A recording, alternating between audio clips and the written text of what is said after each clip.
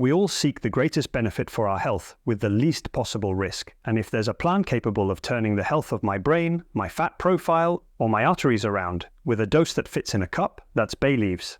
This plant, accessible in our kitchens, has proven in various studies that taking it daily will be an effective way to improve our health. So I'm going to explain what dose I will need to take advantage of its benefits, who should not consume bay leaf, and what precautions I must know if I want to consume it safely. Today I share with you the benefits and risks of consuming bay leaves daily. Bay leaves are a perennial plant native to the Mediterranean, and its use dates back to the time of ancient Greece and Rome, where apart from the medicinal application we give it today, such was the devotion of these civilizations to bay leaves, that crowns of this plant were used to honor poets, philosophers, Olympic athletes, and generals who triumphed on the battlefield. And since then to the present day, bay leaves have been used especially for medicinal purposes, thanks to all the health benefits it has been demonstrating as new studies have emerged. And it is these attributes that are precisely going to make bay leaves unique, since it is these active principles like eucalyptol and eugenol that are going to give us most of the properties for our health that I'm going to tell you about. So today we are going to see the benefits of bay leaves, especially bay leaf tea or infusion, and the recommended dose. And then I will explain how you can prepare this plant in its different forms and some risks and contraindications that it will be convenient to know if we decide to include it in our daily routine. First, we have the benefit of bay leaves on our cardiovascular health. This plant is going to improve our fat profile, reducing LDL or bad cholesterol, while increasing HDL or good cholesterol. In an experiment with 40 people, of which one group was given ground bay leaves for 30 days and the other a placebo, that is nothing, a result unprecedented for any plant. The bad cholesterol or LDL of the group that consumed bay leaves daily dropped between 32 to 40%. Now, although we must take these data with caution, being a study with a small sample and only 4 weeks, the evidence that has come out later has confirmed in larger samples and with more solid results that taking bay leaves daily decreases our LDL or bad cholesterol, while at the same time increases the HDL or good. Moreover, the phenolic acid of bay leaves is going to provide us with a vasodilator effect, relaxing our blood vessels, which decreases our blood pressure while allowing blood to circulate and deliver oxygen and nutrients more easily to organs like the heart and brain. But this does not end here for our heart. Bay leaves also have diuretic properties that are going to help us eliminate excess fluids, which will offer us an even greater decrease in our tension and will be especially useful for those people who suffer from fluid retention. Second, we have the anti-inflammatory and analgesic effects of this plant.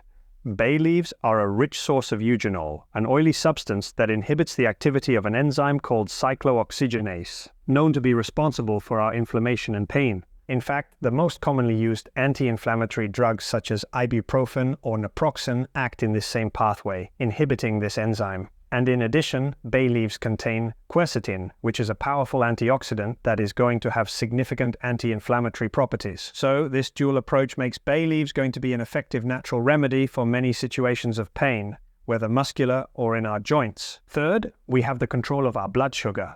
Bay leaves have shown to improve our sensitivity to insulin, and with this, it is going to achieve that glucose is going to leave our blood and enter more easily into our cells, which is where we really need it to use it as a source of energy. And it is known that having high levels of blood sugar damages our organism and has also proven to take years off our life. Bay leaves are going to regulate this release of insulin from the pancreas itself, which reduces those spikes in blood sugar that we suffer during the day after meals, and that if we do not control them, end up leading to us accumulating fat in our abdomen and our liver. This is going to be especially useful if I already suffer from diabetes or prediabetes, since bay leaves are going to help me prevent complications related to this disease by collaborating in keeping my glycemia levels under control. Fourth, we have the anti-cancer power of bay leaves. Eugenol from bay leaves has been shown in many studies to inhibit the growth of cancer cells and promote their programmed cell death, which we know as apoptosis, and it has also been capable of reducing the invasive effects of cancer and its potential to metastasize in more than one study. And this is going to be thanks to the fact that the active principles of this plant are going to have a protective effect on our cells by acting as antioxidants, neutralizing free radicals, those unstable molecules that damage our organism and contribute not only to the appearance of cancer in our body,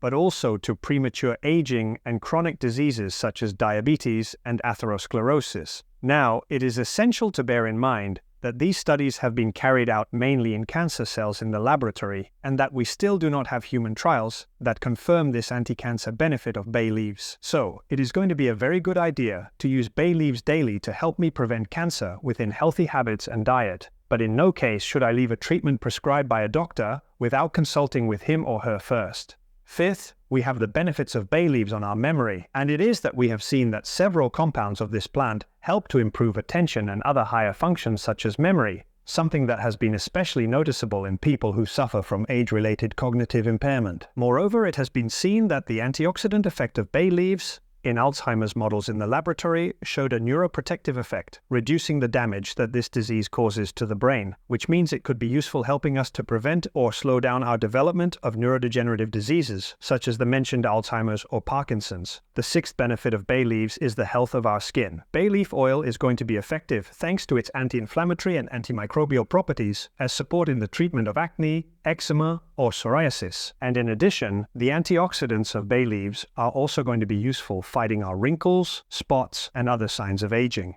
Seventh, we have the strengthening of our immune system. Eugenol and other compounds of bay leaves are going to stimulate our production of defensive cells, reinforcing our ability to fight infections and other diseases. Specifically, the bay leaf has expectorant properties that help us clean our respiratory pathways, which added to that antibiotic effect of eugenol will make this plant especially effective in combating respiratory infections. So, the bay leaf may be useful for people with asthma or bronchitis, but also as a universal preventive measure for the flu and cold season. The eighth benefit of the bay leaf is our digestive health, and it is that in addition to alleviating our bloating and gas, the flavonoids of the bay leaf have antispasmodic properties, that is, they will relax the smooth muscle of our digestive tube, reducing colics and abdominal discomfort. And not only that, the bay leaf also has a prebiotic effect, that is, it feeds our intestinal flora, that army of billions of bacteria that help us in functions as varied as our weight control or mood. Ninthly, we have the benefits on the health of our liver, since the antioxidants of the bay leaf not only act at the cellular level, but also have a positive impact on the function of this organ, which, as we know, is the main one in charge of eliminating toxins and harmful substances from our body.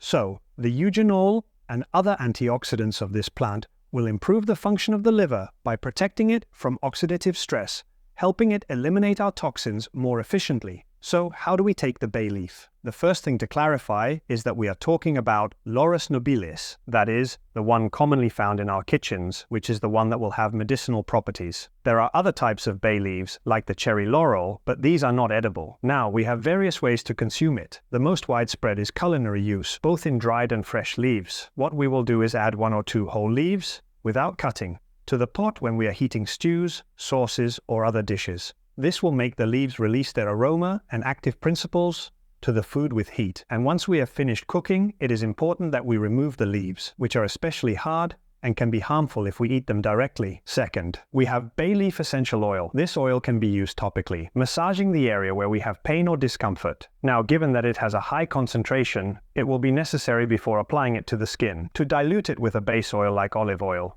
And the easiest form to use, and at the same time the one that will give us the best benefits, is the bay leaf infusion. Here what we do is introduce 2 bay leaves into a 240 milliliters cup of boiling water, cover it, and let it rest for 10 minutes so that the plant releases its active principles into the water. And once that time has passed, it will be ready for consumption. In this format, we can drink up to 2 cups a day to take advantage of the benefits we have seen. Now, who should not consume bay leaf? Firstly, apart from allergic individuals, those who have coagulation disorders or take anticoagulant medications, because the bay leaf can interact with these medications. Secondly, bay leaf should not be taken in pregnancy, lactation, and children, as we do not have enough studies on the safety of its consumption. Third, it will be important not to consume bay leaf essential oil directly, as it contains too concentrated a dose and can cause us harm. And if it is for topical use, we must dilute it previously with another oil before applying it. On the other hand,